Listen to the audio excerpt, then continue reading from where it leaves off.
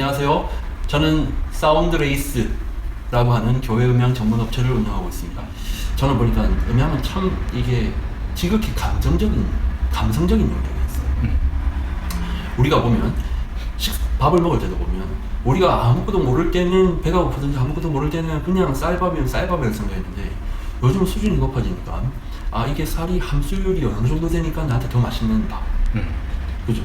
이걸 보니까 통일변지 아니면 뭐 보시가리인지 이것도 구별할 수 있는 위치가 됐어요. 근데 보면 아무것도 모르는 사람들은 야 배불러서 그만 밥만 먹으면 되지. 네. 그죠? 그렇게 이야기하는, 그렇게 가치를 부여하는 사람이 있어요. 네. 음향도 그래요. 음향도 소리만 나면 되지. 뭘 자꾸 어렵게 복잡하게 따지냐? 라고 이야기하시는 분도 있고, 또 어떤 분들은 아니야. 내가 사운드를 들어보니 이 사운드도 반드시 내가 편안한 사운드가 있고, 내가 마음에 드는 사운드가 있고, 있더라고요. 근데 그 편안한 사운드, 마음에 드는 사운드가 어떤 역할을 하는데? 라고 이야기했을 때 두 가지. 첫째로는, 목사님 당신이 설교를 하실 때 사람이 그래요. 그냥 어디 가면 그냥 편안하게 대화를 계속 하고 싶은 생각이었어요. 또 어떤 공간에 가면 그냥 딱 할렐루야 하고 첫 설교를 딱 하는 순간 다 그냥 말하기 싫어. 목이 메요. 설교가 힘들겠다.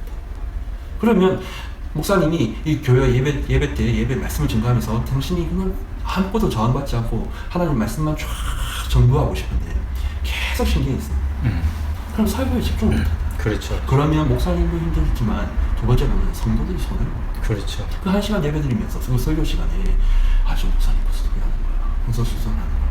그럼 서로가 저는 낭비를 한다고 생각해요. 그래서 목사님을 위한 평가 주체에서 첫째는 성도를 위한 음향, 아니 목사님을 위한 음향이 첫 번째로는 설교를 잘할 수 있는 환경을 만들어야 돼요. 두 번째로는 성도들도 성도들 어느 자리에 앉은 성도들은 키가 작아 죽겠어. 시끄러워 죽겠어. 그러니까 같은 예배당 안에서도. 예배당 안에서도 우리가 문화회관도 보면요, 냉정하게 인정해야 될 게 뭐냐면 문화회관도 보면 R석이 있고 C석이 있고 D석이 있어. 그렇죠. 있죠. 네. 근데 당연하게 사람들이 R석은 당연히 좋은 자리라 생각하고 아버지가 아들을, 내 사랑하는 아들 데리고 좋은 공연을 보여주고 하는데 등록만 있으면 한 석당 20만 원짜리라 해도 아들을 R석에 앉히고 싶은 게 아버지 마음이에요. 그렇죠. 예수님의 마음도 그렇고 목사님의 마음도 그렇고 우리를 새신자를 특히 전도했던 전도자의 마음도 그래요. 여러분, 내 친구가 내 아버지가 처음 교회에 왔는데 알스를 앉혀서 좋은 예배를 드리고 하고 싶은 거예요. 알스는 반드시 했어요. 아무리 예배당 공간을 설계한다 해도, 건축 설계사가 설계를 잘한다 해도 R석, C석, D석 있듯이 사운드도 똑같이 R석이고 C석, D석이고 우리가 말하는 R석이, 보편적인 그 R석이 사운드도 제일 잘 들리고 보이는 것도 제일 잘 보여서 뭐냐면 그 공연을 한 시간 동안 보면서 가장 집중할 수 있는 환경을 만들어줘요. 눈으로, 시각적으로, 청각적으로. 아니면 주변에 예배를 많이 하는 환경도 다 버리게 만들어요. 오롯이 예배만 집중할 수 있는 환경을 만들어주는 거.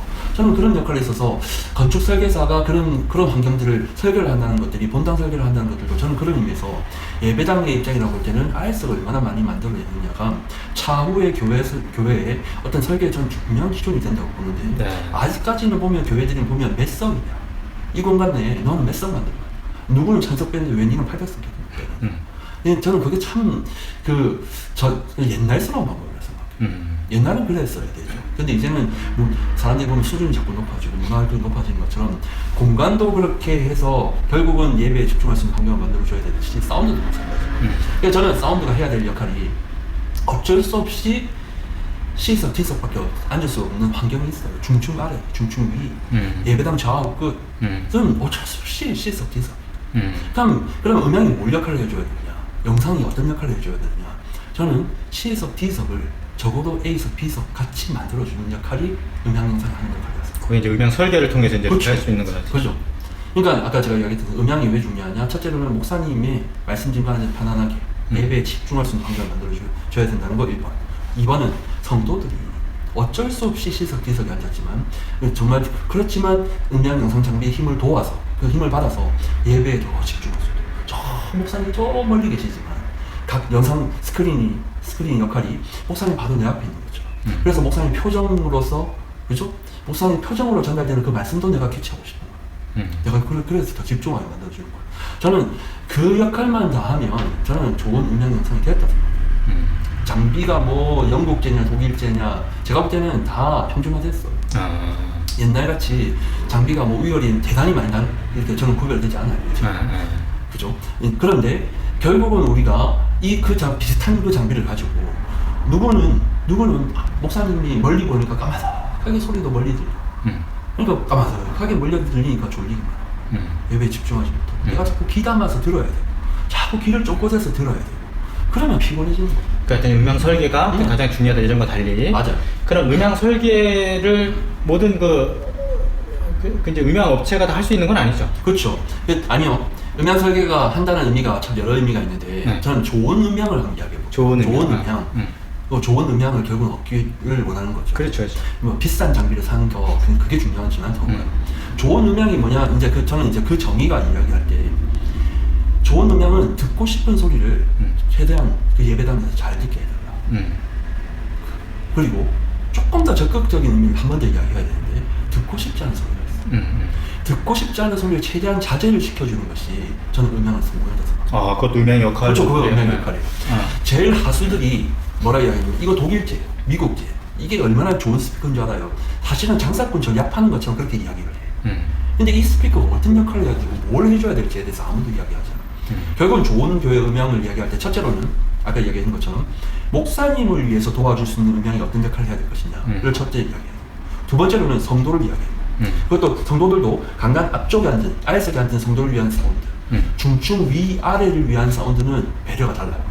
그들이 얼마나 더 잘 들리게 할 것인가 저는 그게 더 중요해요. 앞에는 이제 기본적으로 잘 들리니까 들리니까. 잘 보이니까. 그러니까 그게 더 성도를 위한 그러니까 중층 위의 성도, 중층 아래의 성도들 위해서 어떻게 배려를 해야 예배에 좀 더 집중하게 할 것인가. 세 번째는요. 세 번째 듣고 싶은 소리는 뭐냐면 성가대 찬양이에요. 이제는 성가대 찬양에 대해서도 옛날에는 성가대 찬양이 기본적으로 다 잘 들렸다고 생각해요. 왜냐면 옛날에는 흡음을 하지 않아요. 흡음이란 개념이 없었어요. 요즘은 소리가 잘 들리기 위해서는 보면 목사님 설교가 명료하려면 목욕탕처럼 왕왕왕거려가지고 설교가 명료할 수가 없어. 그러니까 무조건 이제는 상식적으로 흡음을 해야 된다고는 이제는 다 알고 있습니다. 근데 보니까 상식적으로 흡음을 너무 많이 하다 보니까 이제는 손해보는 게 하나 생겼는데 첫째는 뭐냐면 성가대 찬양. 옛날에는 성가대 찬양이 문화회관에 가보면 우리 교회 성가대가 그렇게 못하는데도 문화회관에 가서 딱 세워보니까 문화회관에 있으니까 그렇게 잘할 수가 없어. 독창하는 우리 아이도 꼬마도 못잖아. 우리 꼬마 가지고 집에서 빽빽거리고 노래를 부르는 것 같더니 문화회관에서 저 자리에 딱 세워놓으니까 그렇게 이쁘게 들리는 거야. 왜 그렇지? 그러니까 문화회관은 소리가 잘 날 수 있도록 어쿠스틱 디자인이 했어요. 저는 그게 이제 그 다음 단계로 해야 돼요. 좋은 음향이라고 이야기하는 것이 인테리어는 단순하게 인테리어로 이야기하지만 저는 교회는 보면 다목적 홀이라서 말씀도 있고 찬양도 있고 뮤지컬도 있고 연극도 있고 그죠? 여러 가지 퍼포먼스도 있고 컨템포리한 찬양도 있고 클래식한 음악도 있고 다 아우러야 되는 것이 예배당이에요. 그러니까 이 영역까지 가면 단순하게 설계사님들이 건축 설계하는 입장에서 그 본당을 바라보는 느낌으로는 한계가 왔어. 그죠? 그냥 그냥 자석수도 하고 동그랗게 나오고 뭐 네모나게 만들고 그냥 예배당 인테리어 적당하게 뭐 십자가 달고 강단 모양 적당하게 그건 내가 볼 때는 옛날 방법. 이제는 그 다음 단계를 생각해야 될 것이 아까 제가 얘기했던 감성적인 감동을 끌어낼 수 있는 거. 감동은 사운드가 비주얼이야. 똑같은 공간 안에서. 그렇죠. 조명, 음향, 영상이 해야 될 것은 우리 예배의 감동. 물론 성령 하나님 하시는 거지만 성령 하나님이 도울 때 결국은 성령 하나님이 이 세상의 이 로우 피지스, 이 물리의 법칙을 이용하셔서 나는 성령 하나님 감동을 주신다고 생각해요. 저는 그렇게 생각하거든요. 이제는 그거 해야 돼요. 단순하게 교회 크게 있었다, 메시지다, 뭐 어쨌다, 그건 두 번째라고 생각해요. 한 번 딱 예배 들렸을 때 그 예배를 통해서 그 한 번에 그 퍼포먼스가 넘치는 그 예배를 통해서 깨어나는 그죠? 열려지는 내 마음 확 열려서 이런 거 해야 되는데 성가대 찬양이 저는 우리 예배를 새로 지어진 예배당에 많이 가보면 성가대 찬양이 다 죽었구나. 성가대 찬양이 없었으면 좋겠다 싶을 정도. 죽었다는 말이 어떤 거냐면 아까 얘기했듯이 어설프게 흡음을 많이 해놓고 나니까 설교는 명료해졌어. 또박또박했어. 좀 괜찮아졌는데 성가대 이제 설교 말씀 딱 찬송가 부르고 경배 찬양 확 뜨겁게 했어요. 근데 이제 성가대 시간에 왔어. 성가대 시간에 오니까 첫째로는 소리가 왜 소리? 경배할 찬양 시간에는 빵빵해 터져나가서 점 우파에서 점 나오고 와 쏟아져 나오고. 근데 성가대도 위에 이제 위에 그래서 그래서 이제 막 했는데 딱 성가대 찬양만 오는 순간 왜 소리십니까 소리가? 네. 소리 양 자체가 이미 반의 반으로 줄어요. 그러니까 사람이 뭐냐면 큰 소리를 듣다가 작은 소리를 들으면 에게 시시함이 있었잖아요. 집중 그렇죠. 못해요. 그렇죠. 그러면 그 시간 딴짓. 아니면 생각해라. 그냥 주문하고. 그러면서 분위기가 다 깨는 거지. 그걸 극복해 보려고 마이크를 써요. 그렇죠. 마이크를 2개 쓰기도 하고 4개 쓰기도 하고 6개 쓰기도 해요. 아니 위에서 이제 내려오는 그런 말도 그렇죠. 위에서 막 내려. 이제 그거 극복해보자. 네. 그래서 이제 마이크를 돼. 마이크 하나도 옛날에는 뭐 1, 20만 원짜리 썼다가 이제는 막 100만 원, 200만 원짜리 이런 거 써요. 그걸 막 6개씩 막 그렇게 막 거는데 그런 걸 걸어보니까 소리는 커졌어. 그러니까 네. 라우드니스는 커졌는데 디테일이 죽어버렸어. 디테일이 어떻게 죽었냐면 목소리 큰 사람 목소리가 더 많이 잡혀. 마이크를 통해서. 그러니까 밸런스가 깨지. 그 없으면은 사실 그게 자연스럽게 다 밸런스가 그치? 맞는데 그죠. 떨어져서 들으니까 그게 화음이 돼서 내가 그러네. 앙상블로 들려오는데 마이크를 대니까 소리는 커졌어. 근데 아. 확성기 같아. 확성기는 나에게 감동을 주지 않아. 그냥 딱 뭐냐면 그냥 군가불러지 와 소리는 큰데 나한테 감동을 주지 않아. 저는 교회가 진짜 많이 나는 손해보고 있다 생각해요. 옛날에는 제가 어렸을 때 이야기해볼까요? 제가 어렸을 때 우리 교회는 흠은 안 됐어. 아무 올려. 전부 다 페인트 칠했어. 인테리어 비용도 들지 않았어. 스피커도 옆에 벽에 조그만 것만 달아놨어. 지금도 그런 스피커 나와요. 그 스피커 한 통에 기껏 해봤자 10만 원. 10만 원짜리 한 6통, 8통 이렇게 걸어놓고도 목사님 설교도 밥도 먹지 않는 거야. 그런데 오히려 큰 문제도 없어. 페인트 칠은 그대로야. 울려. 그런데도 스피커가 작은 것들이 군데군데 달려있으니까 사람들이 시끄럽다고도 안 하고. 목사님 설교 다 잘 들린다.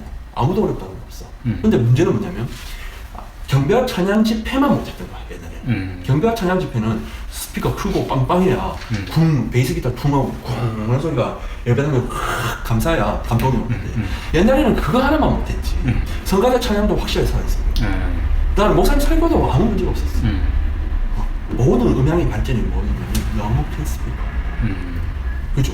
힘이 너무 센 스피커를 쓰기 시작하면서부터 흡음도 많이 해야 돼. 스피커 군도 높아져. 그러면서 스피커 값도 비싸죠. 마이크 값도 비싸죠. 다 비싸잖아. 그러니까 이게 참 이게 지금 저도 음향하는 사람이지만 제 입장에서 보면 저도 마찬가지예요. 나한테 설계비를 줬으면 좋겠어. 설계비를 차라리 나한테 얼마를 주면 나는 그런 거 배제하고 진짜 교회 음향이 뭔지를 생각하면서 설계를 해주고 싶어. 목사님 이거 되는 거 맞어요. 그럼 금액도 얼마 안 들어. 잘 끝낼 수 있어. 성가대 찬양도 살릴 수 있어. 그러니까 살린다는 것은 예배당 내에 흡음만 많이 하는 것이 아니라 찬양이 적당하게 있어요. 찬양이 그러니까 설계를 통해서 이제 그런 것들 다 이제 그걸 내가 균형을 잡아준다는 다 거. 균형을 잡아주겠다는 거. 그래서 제대로 된 예배당을 만들고 싶은데 지금 현재 우리 구조는 그 설계 피를 안 쓴다니까. 그러니까 나는 어떻게 해야 돼? 나도 물건 팔아야 돼. 그러니까 비싼 물건 저런 큰 스피커를 팔고 또 교회가 그걸 자꾸 원하니까. 내가 아닙니다 목사님 옛날을 위해서 이런 것까지 다 해야 될 이야기하면 내가 말을 너무 많이 해야 되고 그 공감대가 없기도 힘들어. 또 다른 사람이 아닙니다 하고 막 이야기 몇 마디 해버리면 그냥 다 묻혀버려.